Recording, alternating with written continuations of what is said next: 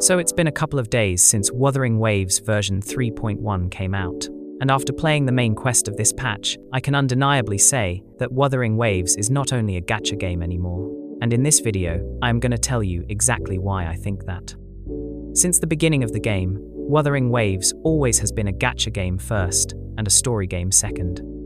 It was always about pulling the new banner's character and completing the endgames with the most relevant characters and their teams. The story was good, but nothing different from a typical gacha game story. The MC goes to a new region, they meet the new characters there, and help them succeed in their struggles heroically. And on top of that, in Wuthering Waves, most of the time, every new characters, especially female characters, somehow falls in love with Rover in all of their story quests, or at least it felt like they are in love. They didn't had any other relationships other than feeling attracted to each other. This is the reason why, at one point, players started calling the game Gathering Wives instead of Wuthering Waves. I was expecting the same formula in iMath's story quest, but to my complete surprise, for the first time, Wuthering Waves didn't use the same love angle trope. Instead, this time, they made Rover a parental figure of iMath, which makes the story feel more personal and effective towards Rover whenever something good or bad happens to iMath. Unlike other Sentinel resonators, iMath's story is completely built around Rover's character, which makes Rover the focal point of the story. But still, it manages to make iMath feel as much as important as Rover, building both of their characters at the same time. We could feel why iMath is that much protective towards Rover as a daughter figure. And we could also feel why Rover is getting that much desperate to save iMath as a parent figure. That desperation in this quest feels more legit than any other story quests in the game, because it's personal to Rover now. And the sound design, the voice acting, the cutscenes, the expressions of the characters enhances that feeling. Until now, Rover was just a savior who helps everyone without feeling any personal gains or losses. But in this quest, we got to see the caring and truly emotionally broken state of Rover when they fail to save iMath from her destiny and sees her sitting in front of them expressionless. This is the first time we got to see Rover this much affected by a loss. Honestly, nobody expects this much main character development in a gacha game, and in my opinion, this story is way beyond the quality of a simple gacha game. The story feels much more personal and effective towards the MC, just like a AAA game's story would make you feel. But that's not the only reason why I said Wuthering Waves is not only a gacha game anymore. From the start of Lahai Roi, Kuro is increasing the quality of the game rapidly. The bike riding sequences in the main quest keeps getting more and more cinematic and polished every patch. The face expressions of the characters feels too good for a gacha game. Just take a look at this. Don't be sad.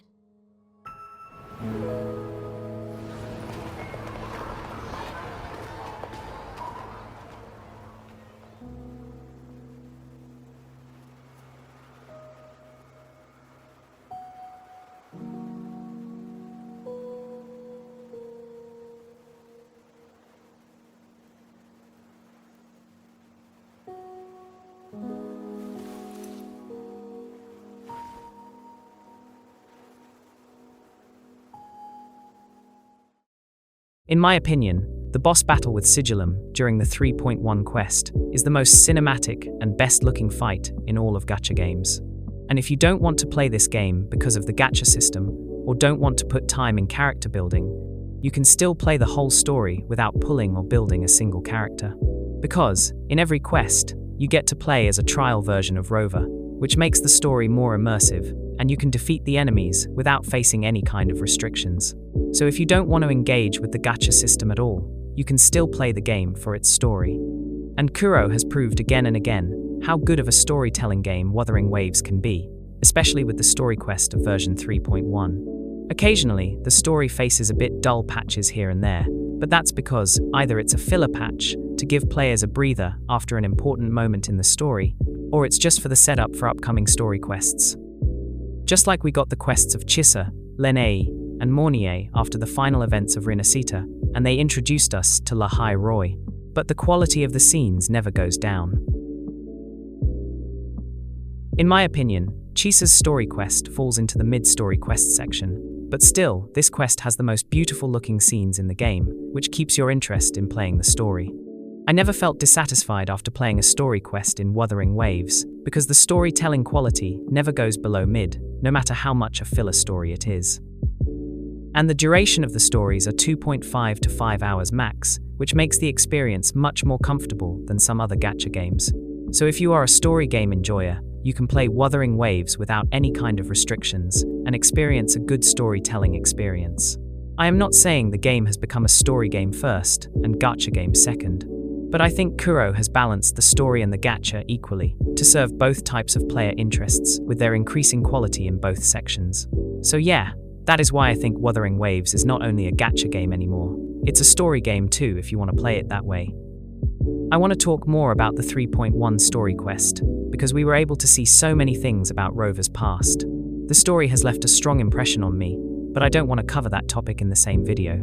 So I will be seeing you in the next video, where I will discuss about the lore we got to know about Rover, and talk about everything in the story.